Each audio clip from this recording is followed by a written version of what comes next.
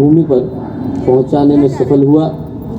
आज की पूर्णाहुति का एक क्षण और आज की पूर्णाहुति के इस क्षण में हम लोगों के साथ मंच पर उपस्थित आदरणीय परमानंद द्विवेदी मामा जी, आदरणीय योगेश शर्मा जी भाई साहब, आदरणीय बालरूप शर्मा जी भाई साहब, यहाँ उपस्थित शांतिवन की संगीत टोली के सभी सम्मानित कार्यकर्तागण, यहाँ उपस्थित हम लोगों के मध्य में गायत्री परिवार के प्रति एक बड़ा ही अनन्य भाव रखने वाले आदरणीय डॉक्टर त्रेहन जी, डॉक्टर अरविंद जी, यहाँ उपस्थित विभिन्न स्थानों से आए गायत्री परिवार के सभी सम्मानित विशिष्ट कार्यकर्तागण, विशिष्ट अभ्यागतगण, भाइयों बहनों, प्यारे मित्रों, आज हम लोग जब इस पूर्णाहुति की बेला में यहाँ आकर के उपस्थित हुए हैं तो जो आज का दिन है वो सही पूछें तो हर साधक के लिए, हर शिष्य के लिए, हर गायत्री परिजन के लिए और हर याजक के लिए एक बड़ी ही गंभीर और महत्वपूर्ण पुकार को लेकर के आया है।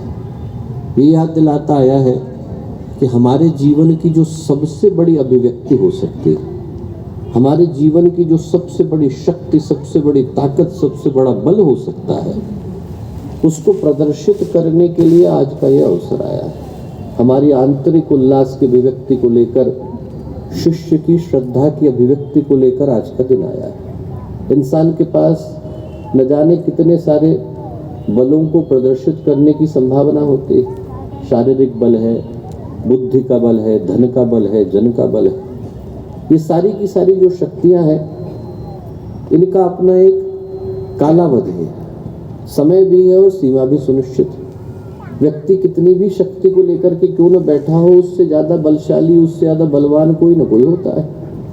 गली का जो बलवान होता है उससे ज़्यादा मोहल्ले का बलवान होता है, मोहल्ले वाले से नगर का होता है, नगर वाले से राज्य का होता है, राज्य से देश का और देश से दुनिया का बड़ा होता है। और एक बार ये मान भी लिया जाए कि एक व्यक्ति के पास दुनिया की सारी ताकतें हैं तो उससे ज़्यादा कोई ना कोई कहीं ना कहीं बल को लेकर के बैठता है। कहते हैं कि रावण बड़ा बलशाली था, 9 के 9 ग्रहों को उसने अपने सिंहासन के पाए से बांध लिया। ज्योतिष के जो ग्रह थे और नक्षत्र थे वो उसी की परिक्रमा करते थे। रावण ने अपनी एक संहिता का निर्माण किया और ये कहा कि जितने भी ग्रह नक्षत्र हैं वो मेरी इच्छा से और मेरे आदेश से उदय होंगे।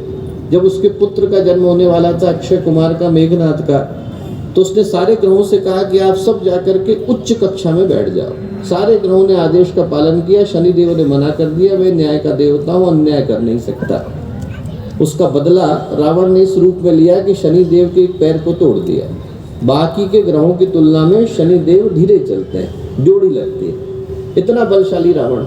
आप सोच करके देखिए कि एक नीले रंग की व्यक्ति की छाती के ऊपर पैर रख करके रावण बैठा है, ऐसा चित्रांकन किया जाता है। वो नीले रंग का व्यक्ति कौन? शनिदेव।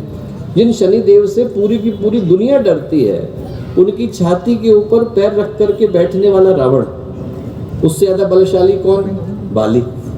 बाली ने रावण को अपनी कांख के अंदर दबा लिया, 6 महीने तक घूमता रहा, अनुनय विनय करना पड़ा, तब जाकर के बाली ने रावण को छोड़ा।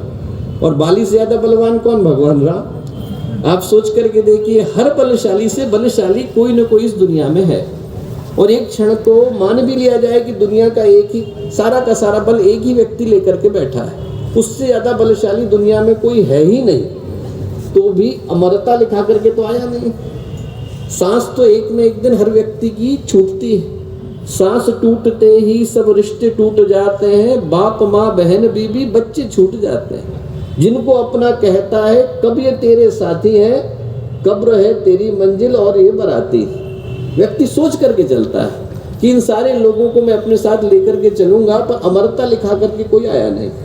शरीर व्यक्ति का कितना भी बलशाली क्यों ना हो, एक न एक दिन तो ढकी जाता है। संपत्ति कितनी भी हो, एक न एक दिन तो चुकी जाती है। श्रद्धा अकेली ऐसी है जिसमें छिन पाने का, उसको खो पाने का कोई भी अधिकार किसी के पास नहीं, स्वयं काल के पास भी नहीं।